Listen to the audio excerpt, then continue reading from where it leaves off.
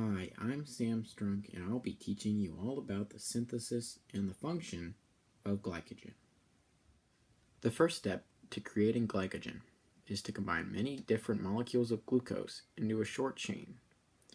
The enzyme that is responsible for the creation of these short chains of glucose is known as glycogen.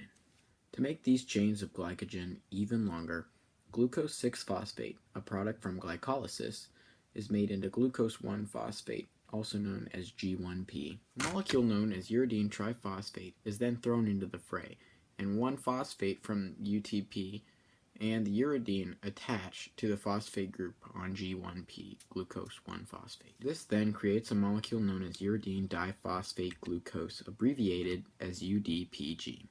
The leftover phosphates are also known as pyrophosphate, and those are the driving force behind this reaction.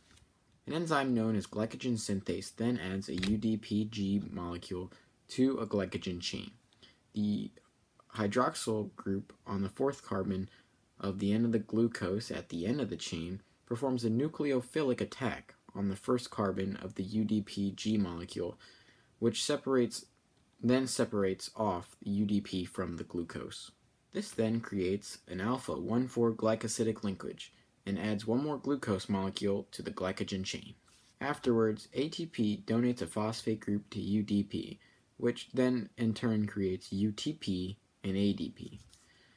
This happens because it is needed to continue making glycogen. Glycogen's main function is to be the body's main storage form of glucose, which is mostly found in the liver. Glycogen is made more readily when glucose levels in the blood are high, and when glucose levels are low, glycogen is broken down back into glucose. The liver then sends this glucose back out into the bloodstream, where any cell needing glucose can use it. Glycogen is also used in muscle cells as an easily accessible form of glucose.